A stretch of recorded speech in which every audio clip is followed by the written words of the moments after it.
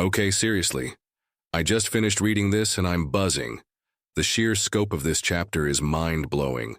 We're talking city planning, population management, and military strategy all rolled into one. This leader is playing 4D chess. I mean, the way he's redistributing people, granting titles and setting up these new counties. It's borderline Machiavellian. The wildling absorption system is morally gray, but the potential for upward mobility is intriguing. What really got me, though, was the Sin Tribe's trade elder, New Way. This guy is a master manipulator. Giving up control to that chieftain Modin? Genius. He's setting up a long con and playing the long game, I think. That scene with the chili powder was hilarious, but the implications are huge. Will Modin be able to handle the Han tribe's power now that he is going to be the sole salt vendor? I'm dying to see how this all unfolds, especially with the cannibal threat looming. The bed crossbows? Yes. I can't wait to see those in action. This is just the beginning. Yu Yi had led the scout team out several days ago, and the location for the great battle had been decided. Fuma Pass. The Han tribe's resources, all sorts of equipment, were being continuously transported to Fuma Pass. And you, as the backbone of the Han tribe, especially in the eyes of the two recently joined tribal alliances who saw you as a living immortal, naturally had to appear on the walls of Fuma Pass to boost everyone's morale. The Barbican of Fuma Pass had 2 walls, each stretching 600 or 700 meters long. Although they were constructed of rammed earth without a single brick used, their thickness and height alone projected an imposing aura that just dared you to try and attack it. Ordinary assaults wouldn't even tickle it. At this moment, these 2 walls were densely packed with able-bodied young men who had just migrated. That's right, they were living on the walls. Why? The foundation for the new city behind Fuma Pass had only just been dug. There wasn't even a shadow of a wall yet. Relying on it for defense was purely wishful thinking. The Barbican in front couldn't house people either. It was intended for shutting the gates and shutting the gates and fighting the enemy. Furthermore, the space between the 2 walls was a steep cliff, and the connecting plank walkways hadn't been built yet, making ascending and descending the walls akin to rock climbing. Therefore, rather than struggling to climb up huffing and puffing when the enemy arrived, it was better to just set up camp on top beforehand. The women and children had already been safely evacuated to Hanyang City. Of the 3,000 migrants, nearly 1,000 able-bodied men remained. Adding the hastily assembled forces from the 2 allied alliances, the original garrison, and the craftsmen, Fuma Pass was now crammed with about 1,500 people. The first wall held 800 people, the second held 700.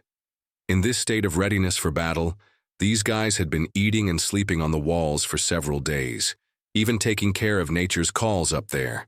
However, it wasn't actually crowded. Both walls were 12 or 13 meters high, and the tops were wide enough to race horses on, a full 5 meters across, and 600 to 700 meters long. Forget 1,500 people, even 2,000 could find space to pass each other.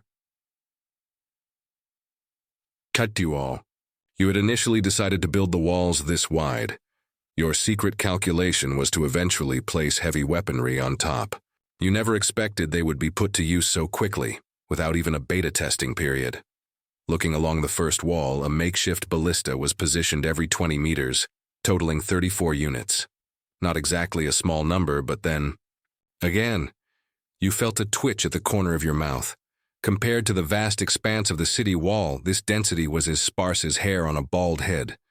Quick, wind the winch. Fire one off for me, let's see how far it can shoot.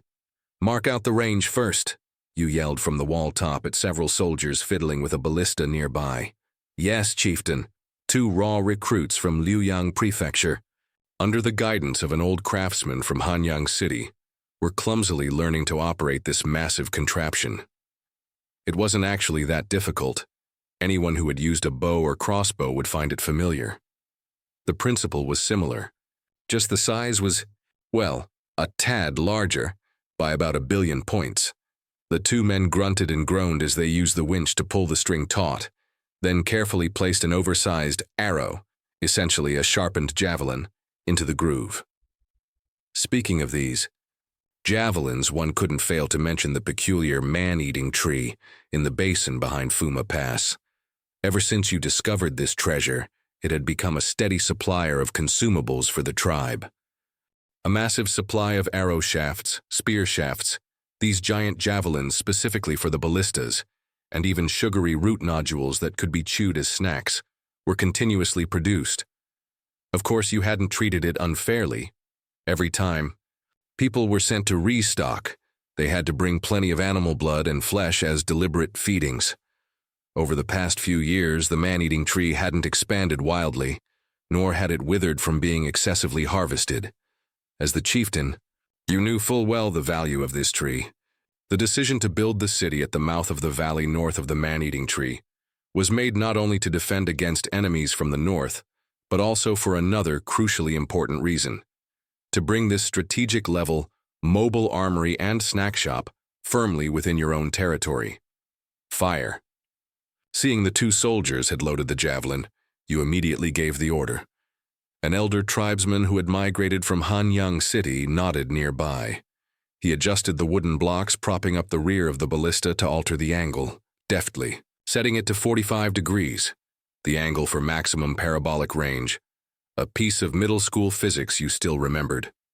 With the angle set, he picked up two wooden mallets and, aiming at the trigger mechanism behind the crossbow frame, brought them down with a thwack, bang, twang. The catch holding the string suddenly released, and the three large hardwood bows snapped back instantly. The long bowstring, driven by the bow arms and pulleys, violently flung the short spear forward. In an instant, the thick, long spear traced a reasonably graceful arc through the air, whistling as it flew over 300 meters before plunging into the ground with a thud. Whoa! This spectacular sight instantly ignited the entire wall, and hundreds of men erupted in thunderous cheers. With such a divine weapon in hand, who cared what enemy came?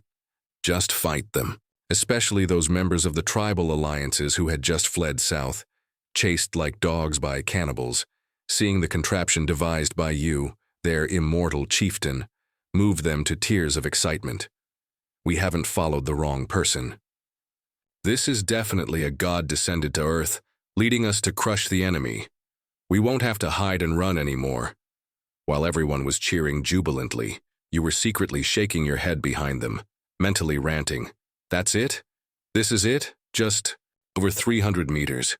You remembered history books from your past life boasting, "Ah no," recording that Song Dynasty ballistas could shoot 1,000 meters, though using ancient units, converting likely meant 500 or 600 meters, and even had glorious achievements like taking off an enemy commander's head from atop the city walls with a single bolt, your contraption.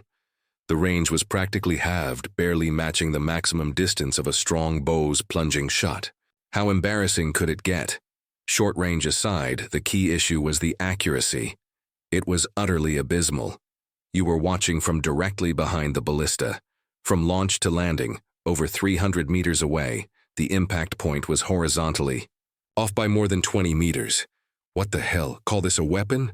This was more like scattering flowers to the wind. However, you were clear about the reason for the poor accuracy. The fault wasn't with the ballista itself. The problem lay with the arrow. This batch of javelins was made from the tribe's earliest stock of bronze spearheads, makeshift projectiles, lacking even fletching. How could they not drift in flight? Like a rudderless boat, hitting anything relied purely on faith.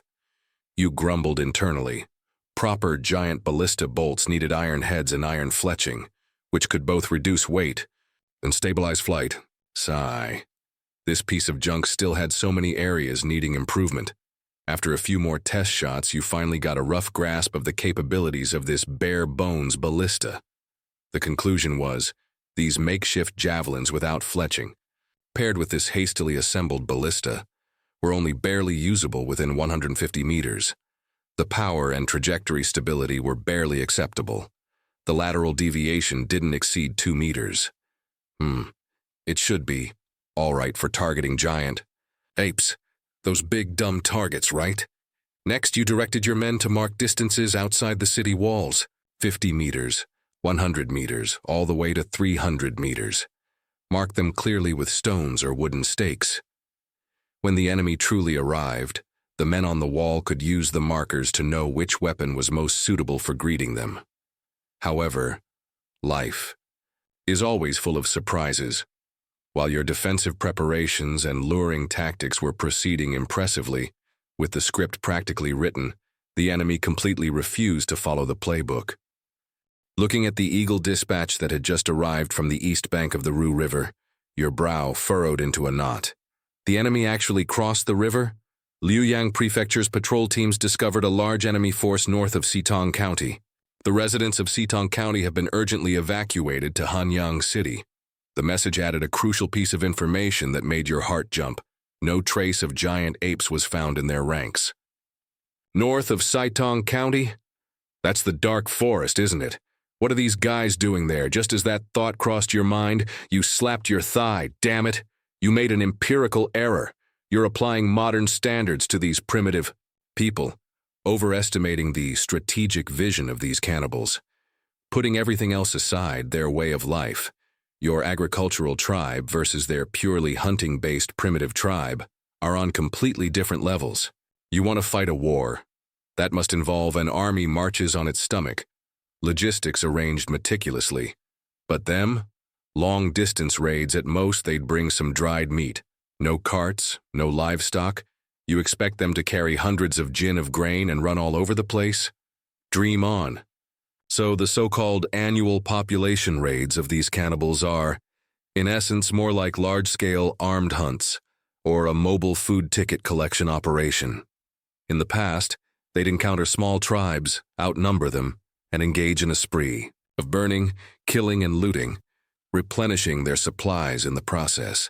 But in the past 2 years, the surrounding small tribes have all been drawn to your Han tribe, like iron filings to a magnet, leaving a large area around here as a human vacuum. Usually that's no problem. But now, at this crucial juncture, it's a deadly situation for these cannibals with no logistics. No small tribes to attack, no way to sustain the war through war. Their stomachs are rumbling with hunger. So what do? What else can they do? Find a place with food to fill their bellies first. The hills north of Fuma Pass have already been almost completely emptied of wild animals by your tribe. Certainly not enough to feed 1,000 mouths. But east across the river, in that dark forest, hey, rabbits? Big and fat, enough to go around. You first dealt with these guys there. If you still think they don't know the way, then you're really the fool. They're looking for food, you instantly conclude, and your mouth twitches involuntarily. Damn it. The rabbit population in the dark forest is probably going to be reduced to its state of 3 years ago by these starving guys. Having figured out their motive, a new problem arises. Your original plan was to invite the enemy into the urn, to close the gates at Fuma Pass and beat the dog, capturing as many laborers as possible. Now they've burrowed into the forest. This encirclement and annihilation difficulty level has gone through the roof. What to do? Wait, you realize something else. This letter was sent by the hunting patrol team that was organized in Luoyang Prefecture according to your orders. They discovered the enemy south of the forest, reported it to Luoyang Prefecture. Dashu arranged for the Xitong County immigrants to be transferred to Hanyang City, and Hanyang City sent a messenger to you at top speed. This whole process takes 2 days. Who knows which rabbit warren those cannibals are at now? No, you have to send people to scout immediately. A wild battle in the wilderness? Sigh. It looks like you won't be capturing many prisoners this time, a big loss. You sigh inwardly and quickly issue a series of alert orders. You tell Hanyang City to keep the gates tightly closed. They have plenty of people, so holding the city won't be a problem. But Luoyang Prefecture, not far from Xitong County, is in trouble. The city walls haven't been completed yet. Although they have 7,000 people, half of them are children, and the losses would be absolutely devastating if a fight breaks out. You don't want to see that happen. Your order to Luoyang Prefecture is defend to the death. Rely on the dugout moat, pile up chevaux de frise and other obstacles on the outside, and prepare plenty of stones and wooden boards at hand. Hold out against the enemy first, then shout for help like crazy. Thinking of this, you feel that you have to build the beacon towers as soon as this battle is over. Otherwise, this communication efficiency is too passive. Then there's the 3,000 people in Danshan County. The order is the same. Stay put, be vigilant, and shout for help if attacked. After issuing a round of turtle-up warnings, you still feel restless, killing all the enemies? Too wasteful, they're all potential laborers. After thinking about it a bit, you have a new idea. The Fuma Pass garrison doesn't move. Gather all the cavalry, including Yuye's scout cavalry team from the north. These 200-plus people are highly mobile, perfect for fishing law enforcement. With the order given, 2 cavalry Zongqi, company-level, unit that were incorporated into the merchant caravan last year. 1 cavalry Zongqi of your own Han tribe, Yuye's scouting team, and the Hanyang Prefecture Cavalry Patrol Team, a mighty force of over 200 people, spread out in a northeasterly direction. The mission is clear.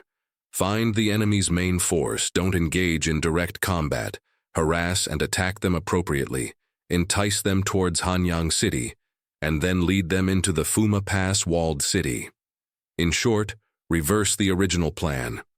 Before, you wanted to lure them in through the north gate, but now you're changing it to luring the enemy deep in through the south gate. The process is a bit more complicated, but the result is the same.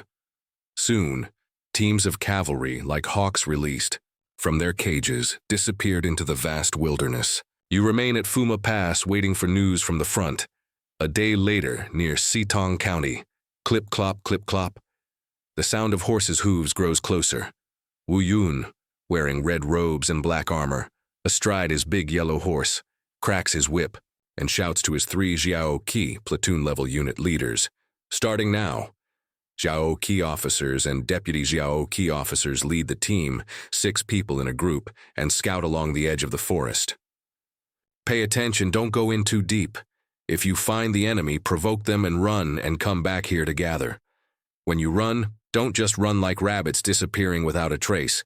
You have to make sure the enemy can keep up. Also, use feishi, sling stones. Save the bows and arrows.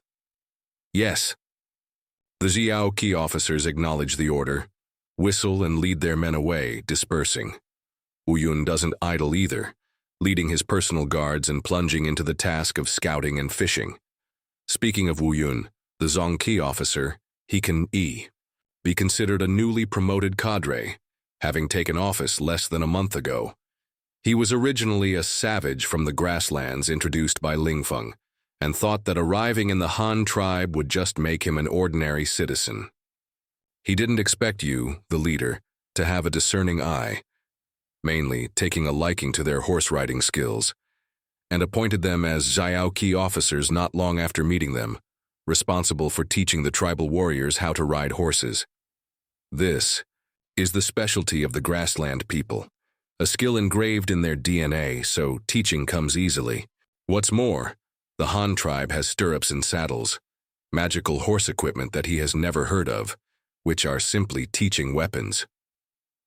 Later, he took his trained cavalry and returned to his old home on the grasslands with the merchant caravan, doing a job of escorting goods. He performed meritorious service in the Snow Wolf Night Raid. After returning, he was awarded the 4th-level Zhizuo title by Yu for his merits and promoted to Zongqi officer, with a bright future ahead. However, the trip to the grasslands also made Wu Yun discover the shortcomings of the Han tribe cavalry, lack of long-range strike capability. Your cavalry force was just established not long ago, and it was good enough to teach everyone to ride stably in a short period of time, all thanks to the powerful horse equipment. But compared with the grassland cavalry, they only knew how to charge foolishly, and didn't know how to play the kite-flying cavalry shooting tactics at all. One reason is that the short bows produced by your tribe have not yet been mass-produced, and the second is that cavalry archery is really not something that can be practiced in 3 months or 2 months, and it can't be done without years of hard work. Although they captured the Snow Wolf's bows, only Wu Yun and a few other grassland old drivers could play them well, In order to make up for this gap, Wu Yun suggested to you to equip something called feishi. The principle is similar to a sling, but simpler and more crude. Use a small net pocket to hold a duck egg-sized stone, tie it tightly, and swing it around while riding on a horse. The stone is not big, but with the speed bonus of the horse, it's enough to drink a pot when it hits someone. As for the hit rate, it's purely random, and whether it can hit depends entirely on luck and the enemy's position.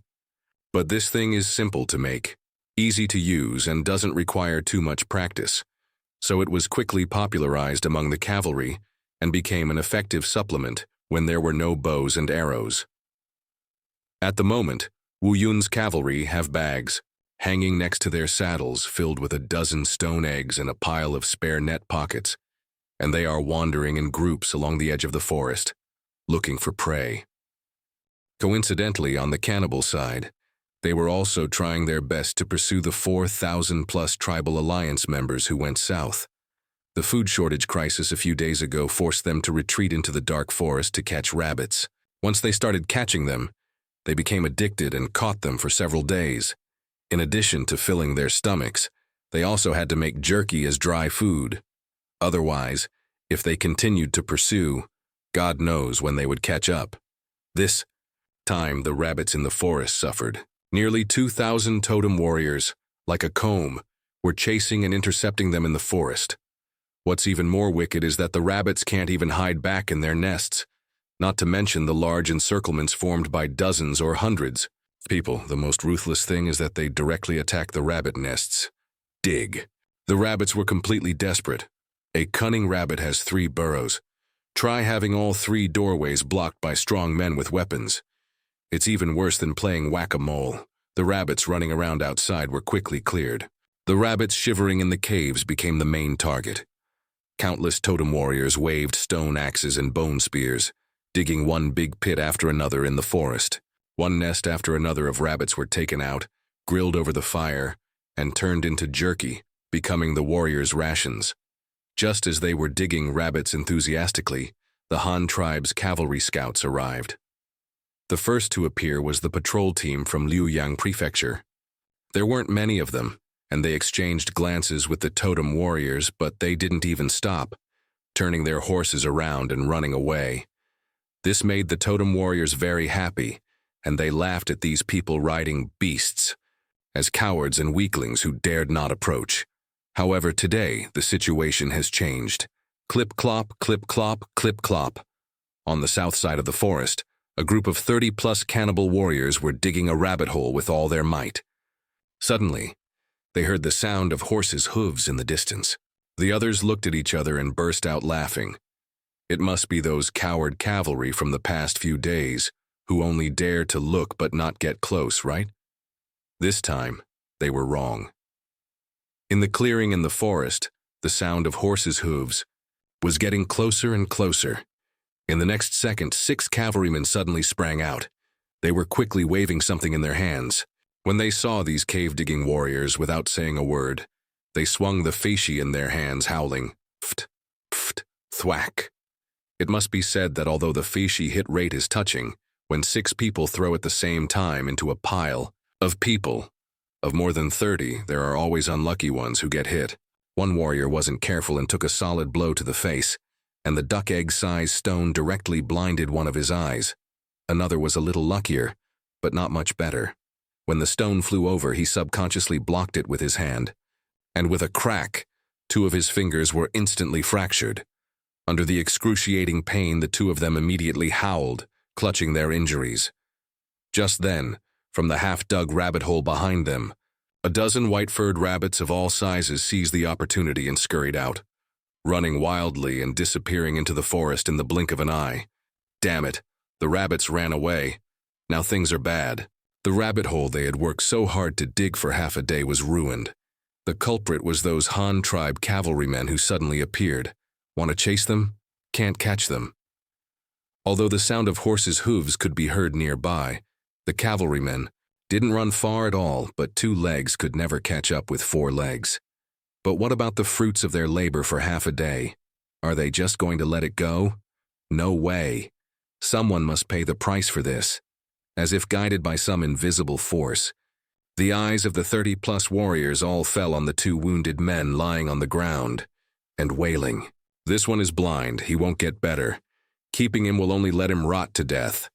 Yeah, that's right. This one's hand is crippled, he won't be able to hunt anymore in the future. The tribe doesn't need trash. Yes. As soon as the word yes fell, the two injured men who were still wailing were immediately frightened into silence, their faces filled with horror. The next moment, the 30-plus companions around them picked up stone axes and bone spears and pounced on them expressionlessly. A moment later, the cannibal squad leader licked the blood foam from the corner of his mouth and said hoarsely, "This meat should be more than the rabbits that ran away." At this moment, the same scene is playing out repeatedly along the edge of the forest. Your cavalry squads are like a swarm of annoying flies throwing stones and running away. The cannibal totem warriors want to chase? 2 legs can't outrun 4. Don't chase. The annoying sound of hooves doesn't go far, always clip-clopping. Nearby, like a death knell, gradually driving them crazy. Your cavalrymen, on the other hand, are living the good life, with dried food when they're hungry, water bags when they're thirsty, and even a cook following behind so they can have something hot to eat when they go back after a stroll. But those totem warriors are miserable. Harassed all day, they haven't caught many rabbits, and they've wasted their stored food for nothing. This time they can't take it anymore.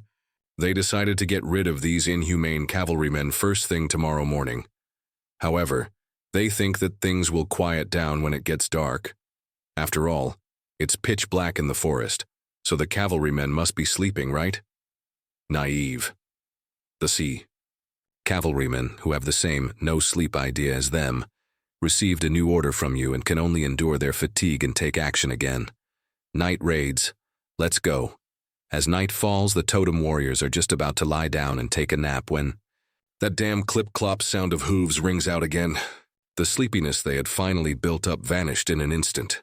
The totem warriors roared angrily, grabbed their weapons, and prepared to fight these nocturnal cavalrymen to the death. But your cavalrymen still don't play by the rules, not getting close at all, continuing to use harassment tactics. The sound of hooves is getting closer and closer. The totem warriors hiding behind the trees nervously stare in the direction of the sound. In the next second, they see several circles of light suspended in the air. What is that? A group of primitive people has never seen this kind of scene before, and they are all so shocked that they poke their heads out from behind the trees, their faces full of confusion. Just as the sound of hooves sweeps past them, those strange circles of light suddenly turn into comets, dragging long tails of flame and slamming into their camp with a puff, puff, puff. Turns out, they are the beggar version incendiary bombs that you instructed the cavalrymen to make. Fasci wrapped in oilcloth. The cavalrymen light them, swing them around while riding on horseback so don't they look like spinning circles of light. The moment they are thrown out, they become meteors dragging flames, accurately, not really, hitting the totem warriors' beds made of dry grass. This time they stirred up a hornet's nest. Why is the fire so fierce?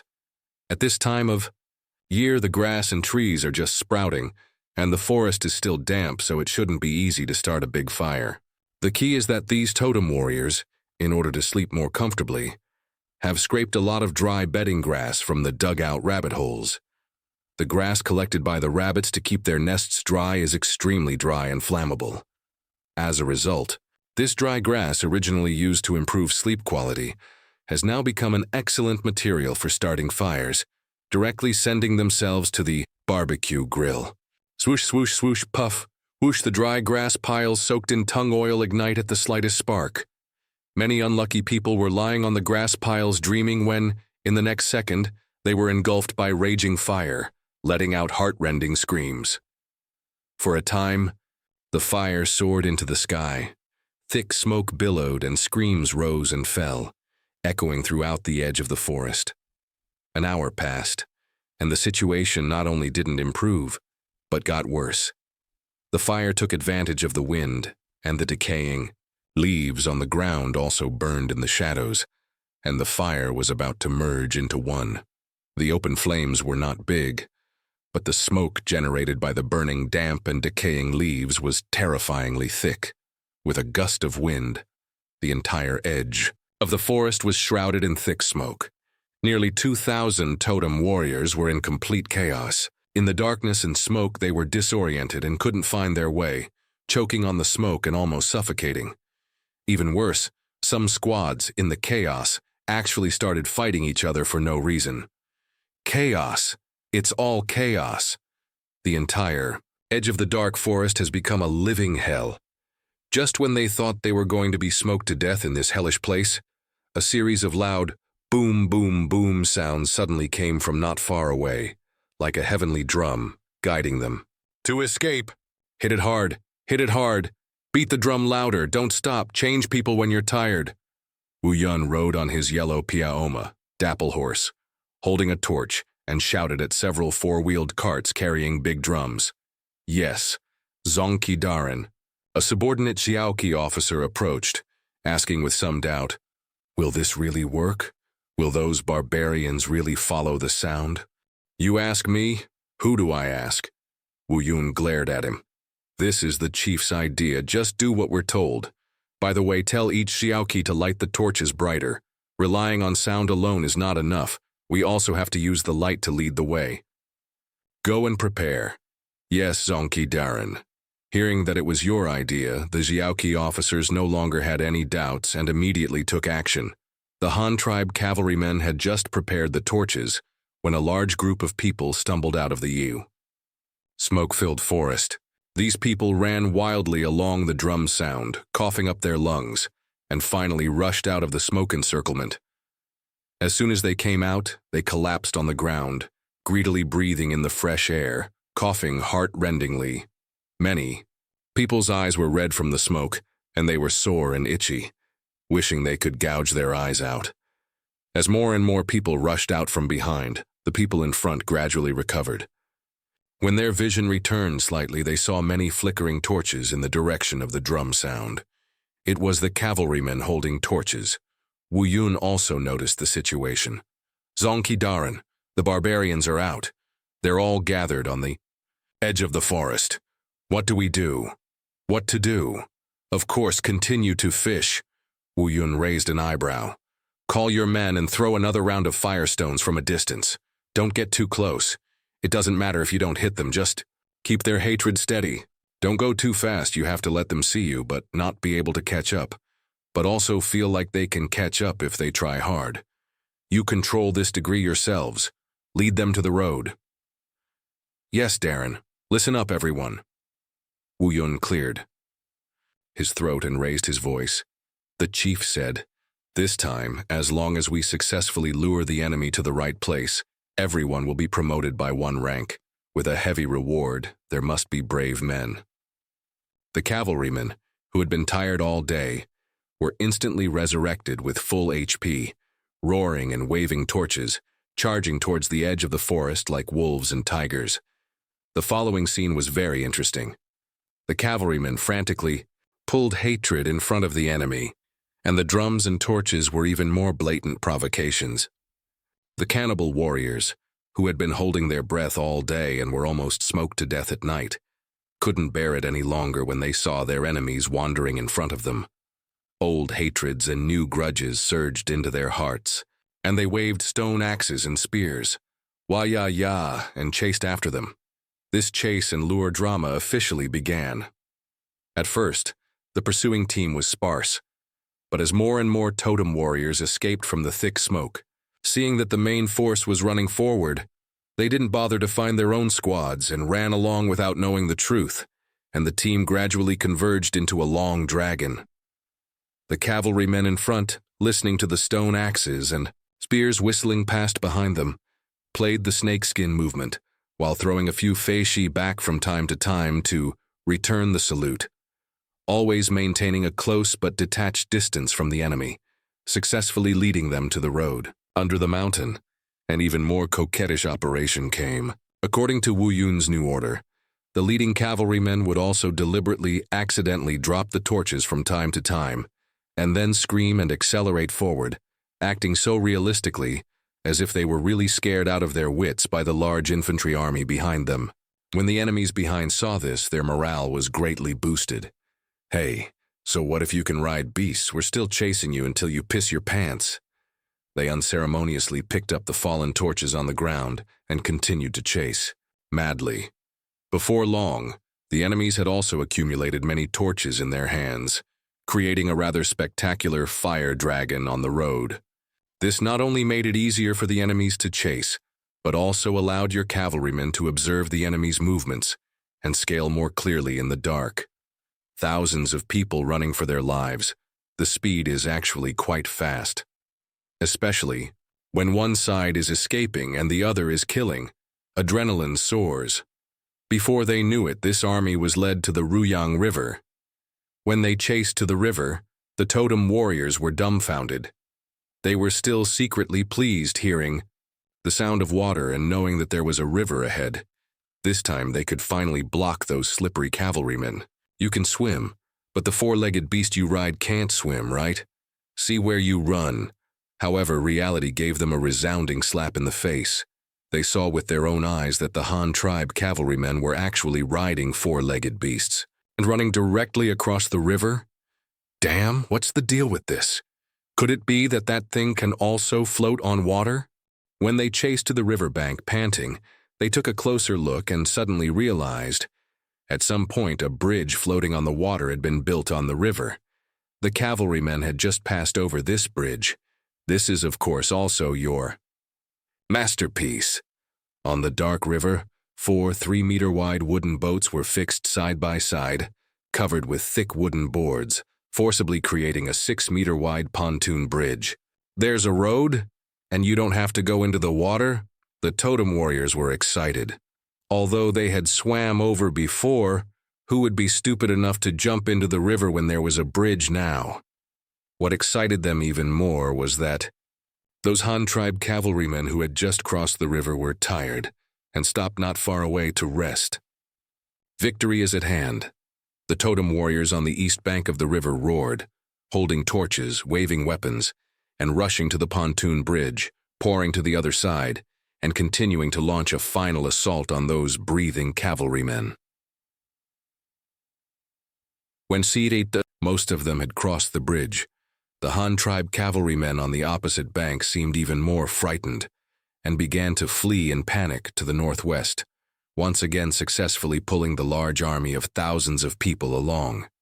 After a while, the last few scattered totem warriors also passed through the pontoon bridge. Confirming that there was no one behind, dozens of figures silently jumped down from the canopy of trees on the shore, quickly moved the wooden boards on the pontoon bridge onto the boat, pulled out the bamboo poles that fixed the boats, untied the ropes, and rowed the 4 small boats downstream, disappearing into the night towards Ruyang Prefecture in the south. At the same time, 2 men leading horses walked out of the woods on the shore, nodded to each other, mounted their horses, and galloped off in different directions, obviously going to report the news. And to the northwest, this chase and escape of life and death of thousands of people continues. But 2 legs can't run faster than 4 legs after all. The cannibal warriors behind had been exhausted, panting and unable to catch their breath, feeling like their lungs were about to explode, and many people ran until they felt like vomiting. Just as they were about to collapse, their eyes suddenly lit up.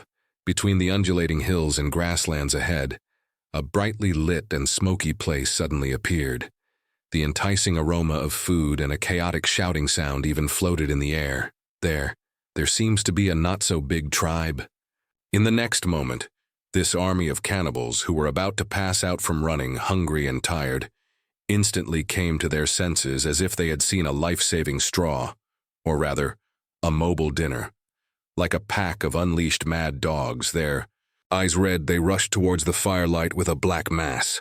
The suddenly appearing tribe ahead, accompanied by the aroma of food, was like an ice-cold cola in the desert.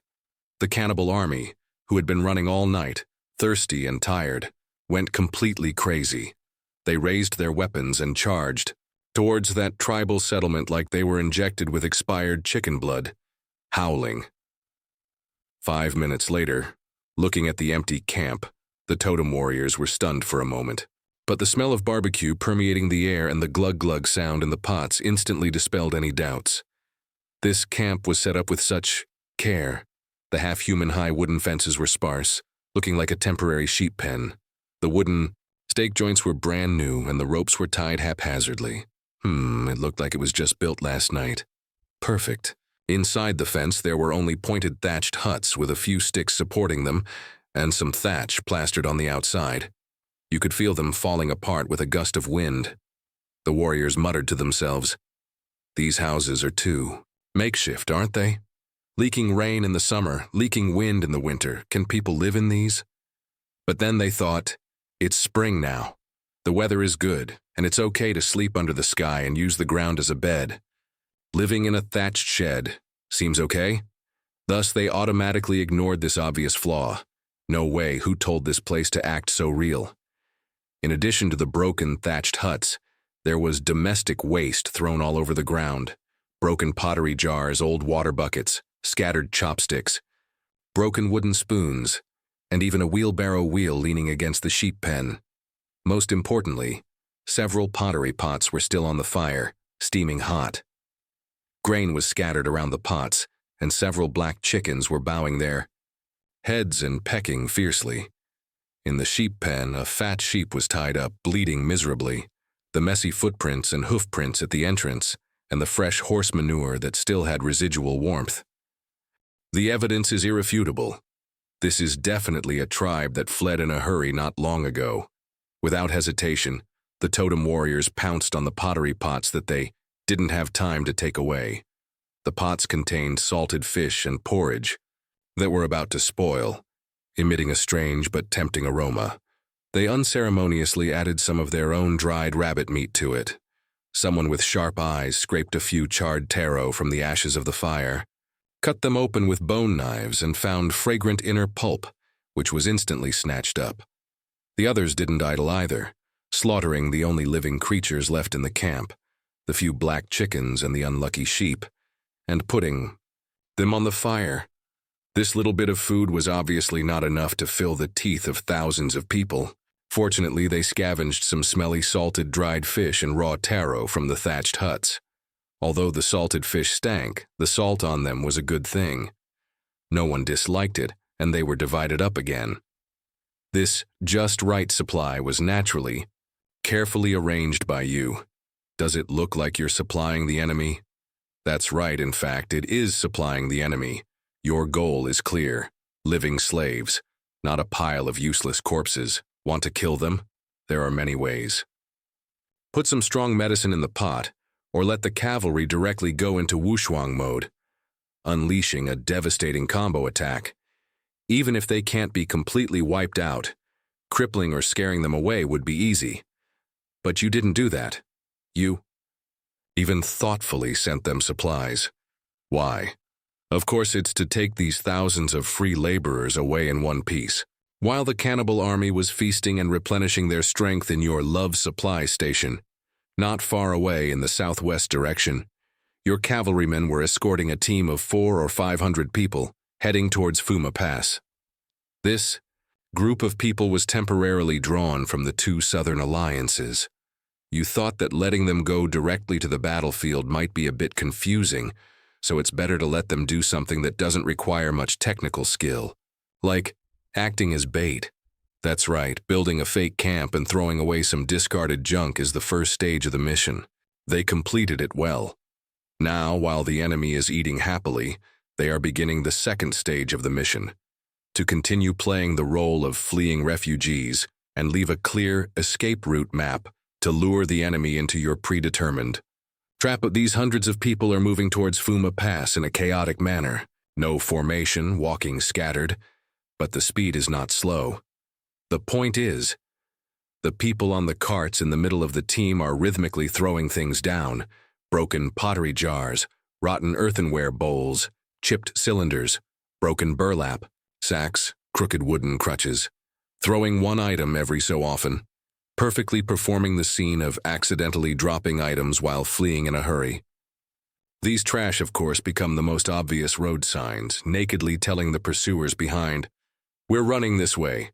Come and chase us. They've done so much. If the enemy doesn't chase, what are they running all the way for? A picnic? They came out to hunt, didn't they? Isn't it just to chase after small tribes and beat them? 3 hours later, the sky was bright. The cannibal warriors who were full, rested, and had enough to eat, began to stir again. Also at this time, the Han tribe cavalrymen, who had already run to Fuma Pass to hand over the task and changed to a new horse, turned their horses around again and ran back. Although you expected the enemy to follow the trail, you sent cavalry to provoke them again for the sake of caution. What if the enemy ran astray? You still had to rely on the cavalry to persuade them back on the right path. In short, there is only one goal: capture alive. Looking at the broken pots and rotten bowls discarded all the way in the southwest direction, recalling the dog-walking-like harassment yesterday, and the terrifying night when they were almost smoked to death in the forest. Old and new hatreds poured into their hearts. The totem warriors roared angrily and chased towards the Han tribe's escape direction.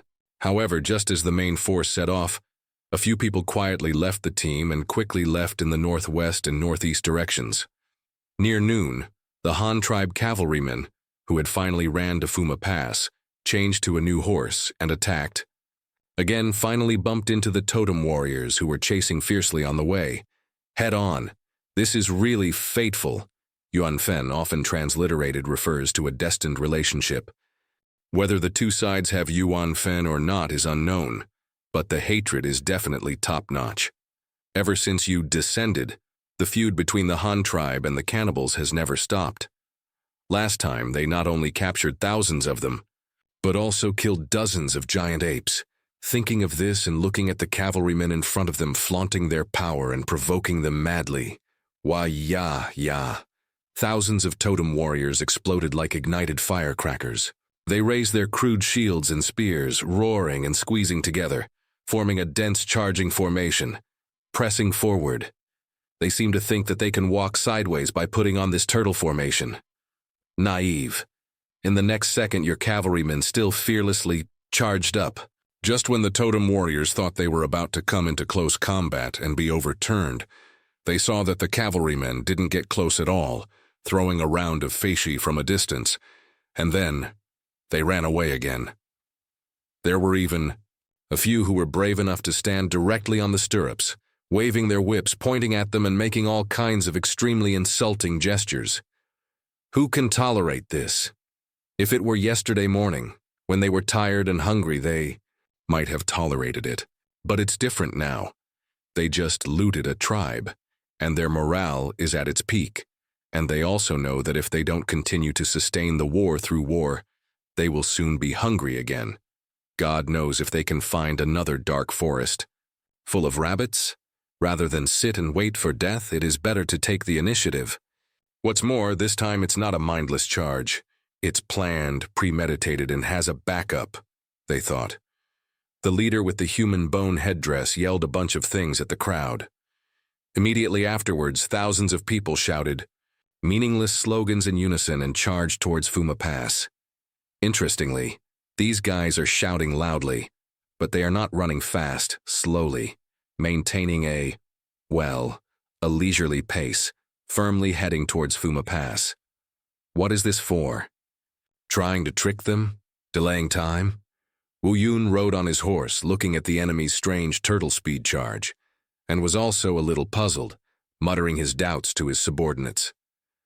A Xiaoqi officer next to him came over and said, "Zongqi Darin, think about it. These people ran from last night until dawn and then chased for a long time. Now they're running slowly. Could it be that they're really tired? Plus, there are our marks left all the way, and they're not afraid of getting lost, so they slow down to conserve their energy." Wu Yun nodded. Well, that makes sense, but you can't be complacent in war. What if it's the enemy's conspiracy? We must plan for the worst. He scanned the distance with sharp eyes.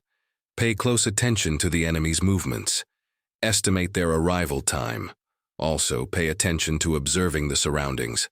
Are there any enemy reinforcements?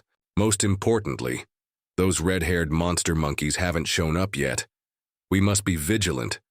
Just as the attacking force sent out a request for support signal, another team of cannibals hiding in the forest received it. To be honest, these guys were suffocating in the forest.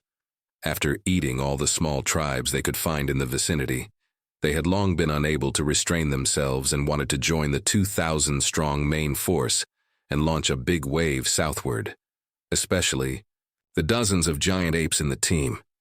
They had deep resentment against this broken forest. Even if the trees didn't bear fruit, the leaves, bark, and roots tasted strange, and tearing open the leaves would actually pull out white silk, emitting an odor that drove them crazy. They didn't want to stay in this damn place for a moment longer. Upon receiving the signal, this team immediately took action. They lit a huge bonfire on the south side of the forest, throwing on fresh branches and leaves, and rolling black smoke shot straight into the sky. In addition, with the rise and fall of the roars of more than 30 giant apes, the small squad scattered everywhere quickly gathered towards the signal point. You've seen their routine before. The main force is dispatched. A tribe is wiped out. Their territory is occupied as a temporary stronghold, and then they are reduced to zero, with dozens of people in a group spread out to loot the surrounding area. This time, in addition to more than 1,000 totem warriors and dozens of giant apes, they also brought 2 big guys that made the scouts' livers and galls split. Dinosaur elephants, Kongshan, lit. Dreadful elephant, a type of prehistoric elephant. Speaking of Kongshan, you actually have a say. You captured them from their hands at the beginning. But you haven't seen them in the later battles. You analyzed it. This thing is too big, and it is extremely difficult to capture alive. With the help of giant apes, hunting adult Kongshan is easy, but taming them, dream on. Small Kongshan are hard to find, and they are difficult to raise even if they are found. Once the mother elephant dies, the small Kongshan is basically doomed. What's more, elephants are intelligent, emotional, and vengeful. If you kill its mother in front of a small Kongshan, do you expect it to be obedient and serve as your mount? It's good enough if it doesn't give you a trunk slap on the spot. So you judge that the number of domesticated Kongshan they had must be very small. Sure enough, this time there were more than 3,000 people and 35 giant apes. But there were only 2 Kongshan. But these 2 were all adult behemoths, 5 or 6 meters tall and weighing more than 10 tons. Standing there, they were like 2 mobile 2-story buildings. Without these 2 big guys, they probably wouldn't dare to touch your city. After all, even if no one defends your towering rammed earth walls, it would be difficult to climb them, let alone the well-equipped soldiers. But with the Kongshan, the situation is different. These 2 living battering rams can be placed under the city wall, and a flick of the long nose can reach the top of the wall. Even if they can't directly sweep people down, it's no problem to send their own warriors up, right? They are simply 2 natural living ladders. As for how long these 2 big guys can last, that depends on fate. In any case, the cannibals have high hopes for these 2 monsters. They even naively thought that as long as these 2 big guys were driven to the city walls, your guys who tie their hair on top of their heads would be so scared that they would piss their pants and abandon the city and flee. So what? If you ride 4-legged beasts, in front of our long-nosed beasts, you're just stepping into mud. Oh. The 2 groups of people quickly converged and marched towards Fuma Pass with a mighty force. At the same time, Wu Yun's cavalry scouts also discovered this earth-shattering news. A Xiaoqi officer led 5 men responsible for scouting towards the northwest. This trip really let them catch a clue. The totem warriors who had left the main force and went to contact the giant apes. Seeing those guys painted with white patterns all over their bodies sneaking into the forest in the northwest, the Xiaoqi officer's eyes lit up. There's something fishy for sure. They didn't chase directly but kept a distance and followed unhurriedly.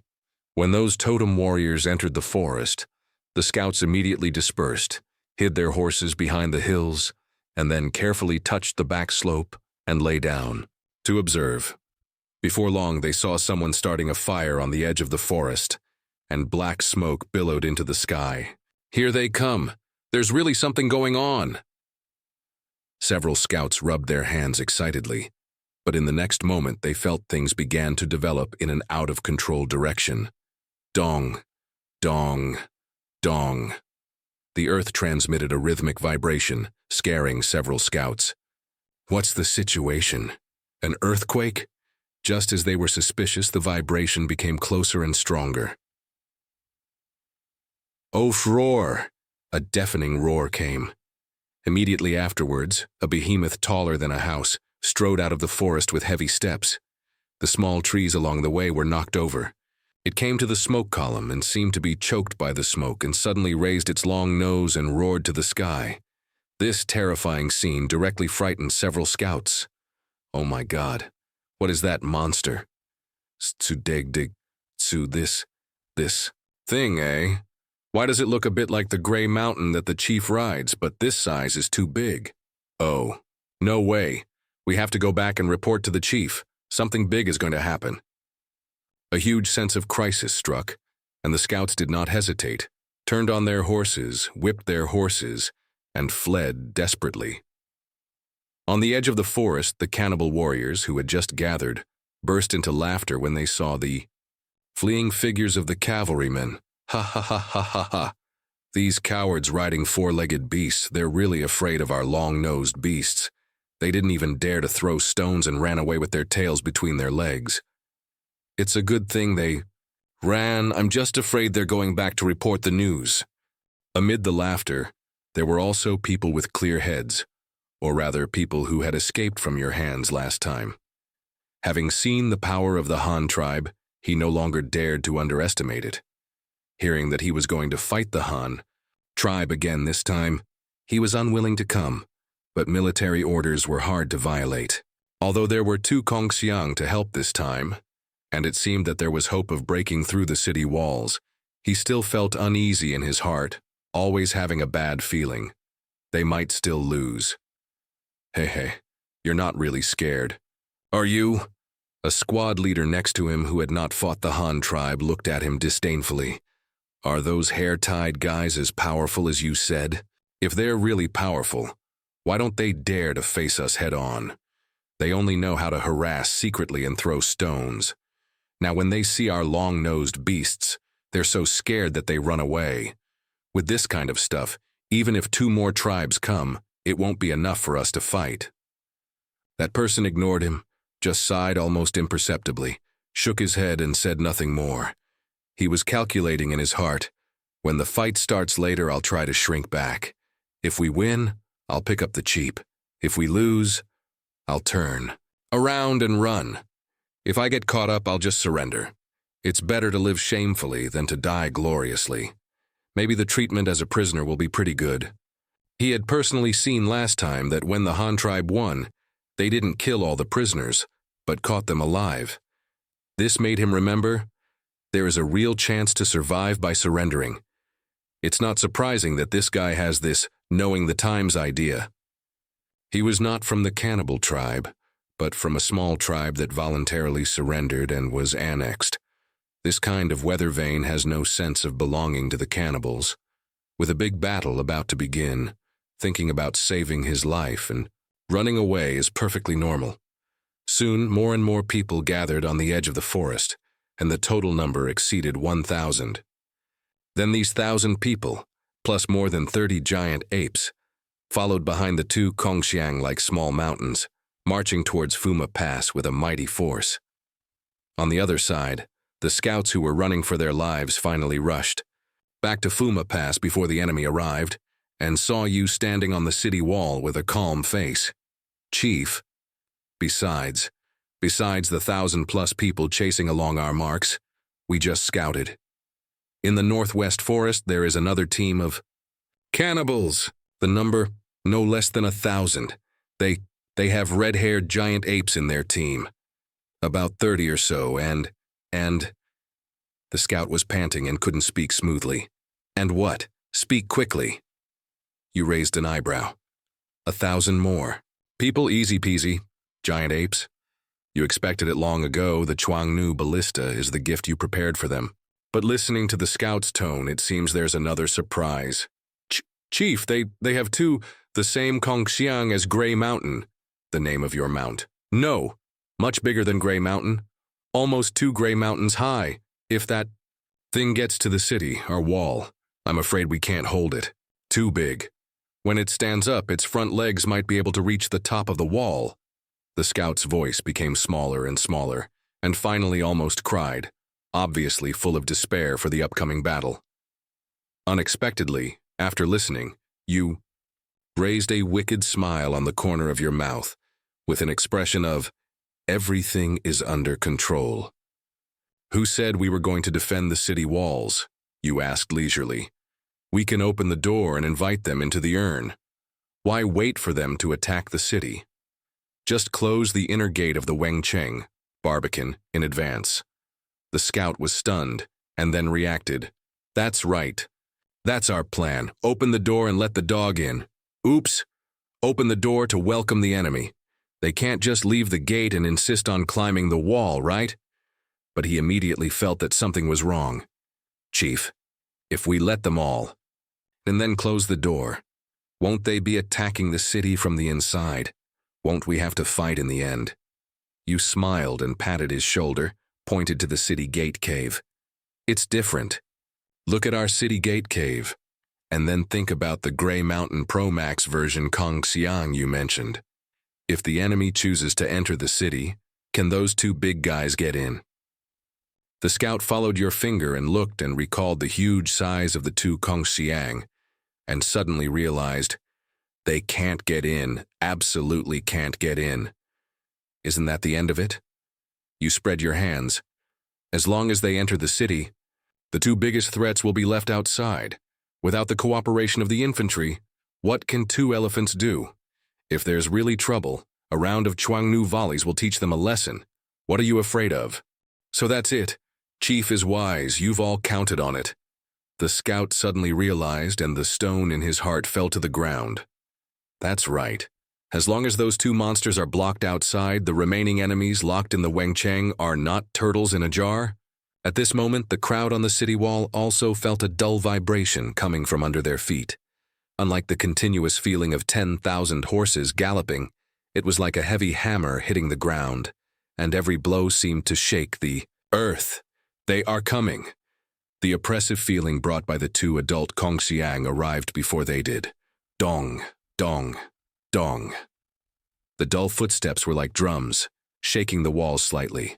You stood on the wall, glancing sideways, and the hands of many of your tribesmen holding weapons were shaking, and their calves were trembling. Although they knew that their weapons were awesome, and that the enemy could not climb this high wall, they could not help but be frightened in the face of such a large enemy army. There was no way. The biggest scene these old brothers had ever experienced before was a hunt of dozens of people, or 2 small tribes fighting each other. They had never seen, let alone experienced, an array like this, with thousands of people, rushing over in a dark mass. However, when their eyes fell on the Han banner fluttering in the wind on the tower, and the calm young figure under the banner, that's you, their restless hearts gradually calmed down. That's right, the chief isn't afraid even though he's so young. What's there to be afraid of for us old men? Who here is older than the chief? How embarrassing. Where is Zuetu? You shouted in a deep voice. Your subordinate is here. A burly figure stepped out. You lead the team and immediately deploy shield formations and spear formations in the city. When the enemy rushes in, retreat steadily and lead them to the back door. The back door must be ready to close at any time and must be blocked. No enemy can be allowed to rush out. All the enemies who enter must be blocked near the back door. Yes. Where is Yuye? Your subordinate is here. Take Gray Mountain and Ruru, your Kongxiang Mount. Start from the east gate of Hanyang City. Go around along the riverbank and hide at the entrance of the eastern valley to stand by. Wait for my order. Yes. All soldiers listen to the order. Your voice spread throughout the city wall. Behind you are your women and children, are your houses and fields. No enemy can be allowed to escape from this Wengcheng. Everyone on the north wall pay attention. The enemy has a small number of bows and arrows, but they are bone arrowheads with little power. Hold up your shields to protect yourselves, and try to crouch behind the battlements. Veteran soldiers controlling the Chuangnu, listen up. After the first wave of the enemy's attack is over, aim at those red-haired beasts and hit them hard. Yes.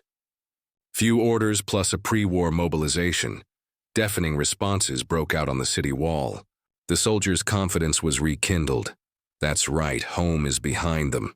It's a wife and children and a warm Kang's, heated brick bed, and a stable and good life in the future. Whether you want to continue to live a good life or be caught and turned into two-legged sheep depends on this battle today. Although morale was raised, you could still feel the tension of the soldiers around you.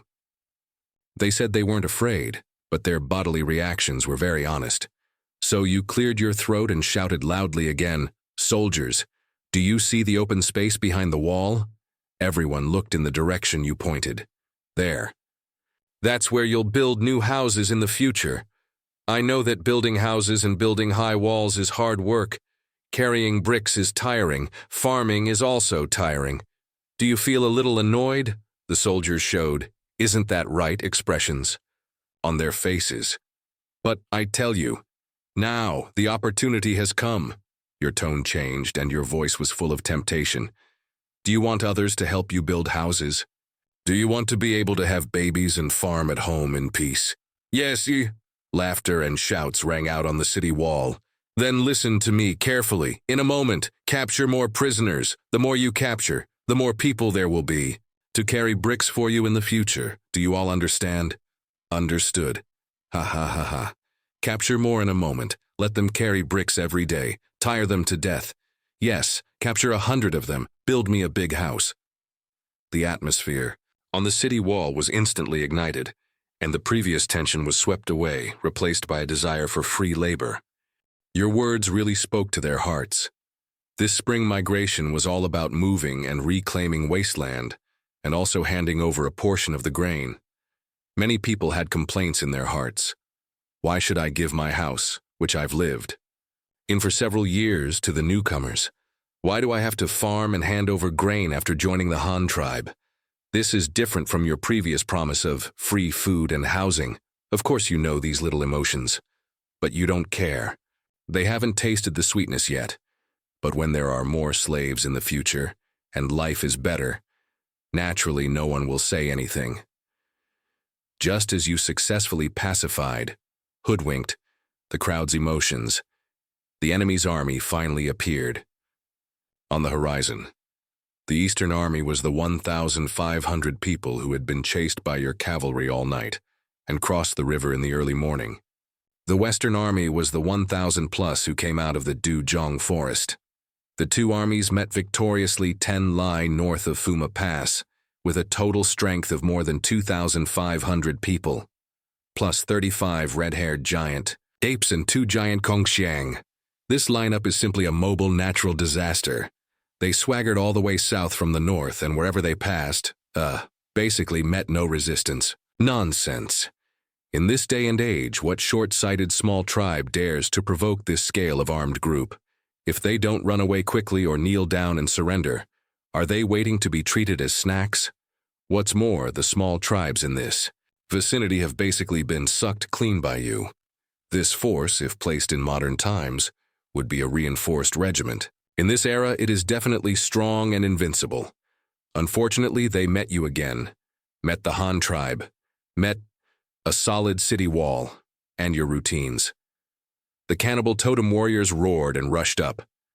The 30-odd giant apes, relying on their speed advantage, took the lead and rushed to the front. It was at this time that you truly saw the running posture of these cannibal apes for the first time. The north of Fuma Pass is a large area of hilly grassland with no trees. These apes couldn't swing back and forth like they did in the forest, but they didn't run upright like humans either, but like gorillas, with their limbs on the ground and their bodies leaning forward. You thought to yourself, the hind limbs are obviously longer than the forelimbs, which makes it impossible for them to run in a completely balanced position with 4 limbs on the ground, so they can only use their hind legs to exert force and the forelimbs to assist in balance. When they are not running, They like to stand on two legs, although they can't stand straight. Sure enough, they are a transitional species between apes and humans. The name cannibal ape was not wrong at the beginning. However, now is not the time to study paleontology, because they have already rushed to the city. Then they were dumbfounded.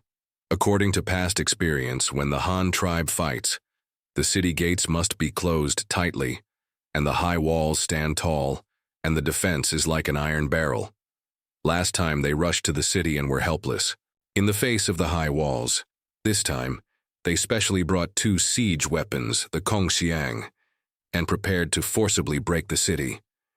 But when they got to the front, they saw the city gate is open. Hundreds of Han tribe warriors holding shields and spears are blocking the door. What's the situation? The door hasn't been repaired yet? The cannibals and giant apes were a little dazed. With just those people at the door, dare they challenge us? Don't they know how to write the word death? Cannibals Inner OS. Wait, I don't seem to really know how to write the word death. But you will not give them time to learn Chinese characters.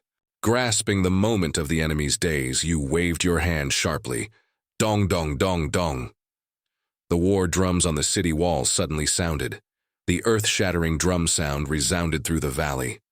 The dazed enemies were instantly awakened, but when they raised their weapons again, they saw an even more stunned scene. The Han tribe's shield formation and spear forest blocking the door actually, with the sound of the drums, uniformly retreated. After retreating out of the city gate cave, the shield soldiers deftly put their shields on their backs and ran wildly to the depths of the Wengcheng. Their speed, afraid of being caught up if they ran slowly. As for the spearmen who didn't have shields to protect their bodies, they had already run in front of the shield soldiers. What the hell? What's going on? The cannibal warriors were so angry that their lungs were about to explode. It's fine if there's no door, but you still pretend to be guarding it. Okay, I'll say you're a man. But you ran away before the fight even started? Do you have to be so real? Anger is anger, but the wide-open city gate is right in front of them. Charge. Countless totem warriors rushed towards the city gate like a tide. But how can their speed compare with the giant apes on four limbs? In a matter of seconds, the 30-odd giant apes in the front had left the infantry behind by 100 or 200 meters, and this is exactly what you wanted. Just as all the giant apes had just rushed about 100 meters into the city gate, and the main force of the totem warriors behind had not caught up, at this perfect time difference, "Release," you ordered. On the north wall, the stone throwers who had been prepared for a long time suddenly exerted their strength. Swoosh, swoosh, swoosh, swoosh. Hundreds of heavy cloth bags fell from the sky like hail. With the density of saturation strikes, they accurately covered the 30-odd running giant apes in the city gate. Quicklime bags, your favorite chemical weapon. The giant apes are, after all, still wild animals, and their senses are much more sensitive than humans. The moment the quicklime bags were still flying in the air, they sensed the danger. In the next moment, the running giant apes suddenly stopped and jumped up on the spot. Their long arms waved frantically in the air. Puff, puff, puff, puff, a dozen. Quicklime bags were directly exploded by them in midair. On the city wall, the Han tribe warriors who saw this scene almost didn't laugh out loud. Ha ha ha ha, these silly monkeys. Idiots. They even helped us detonate it in advance. Originally, you were worried that the lime powder would not be high enough after the quicklime bags fell to the ground and broke open. Now it's good. The giant apes actively cooperated and created a cloud explosion in mid-air. The white powder instantly spread. Immediately afterwards, the quicklime bags that fell naturally also broke, creating a larger range of white smoke. On the ground, air and ground three-dimensional and no dead-angle strikes, the 35 red-haired giant apes turned into furry, white-haired snow monsters in the blink of an eye. Of course, this free hair dyeing is not free. The price is their eyes, sure enough. The moment the white powder filled the air, dozens of heart-rending screams of pain and angry roars came from the smoke. They're hit. They're hit. The chief is incredibly resourceful. Nonsense, who is our chief? This trick was used last time. It was to hit these monsters, a veteran soldier boasted to the new recruits next to him. Back then, there was no wall here, just 2 mounds. Mounds? Where are the mounds? Isn't this all flat in front? The new recruit was confused. You're stupid, the veteran slapped him on the head. The mounds were of course flattened. Otherwise, where do you think all the soil for this city wall came from? While they were chatting and farting, the giant apes, whose eyes were in severe pain and completely mad, had relied on instinct to rush out of the quicklime powder area and continued to rush into the depths of the Wengcheng mindlessly. Unfortunately, the totem warriors who followed in did not enjoy this lime bath at all. After all, quicklime powder is powder, not smoke, and the suspension time is short. It quickly fell to the ground, after being stepped on by thousands of people behind. Although some white smoke also rose, the height was too low to pose any threat to their eyes. Chief, a warrior asked in confusion, why didn't you just use the Chuangnu to shoot those red-haired monsters to death just now?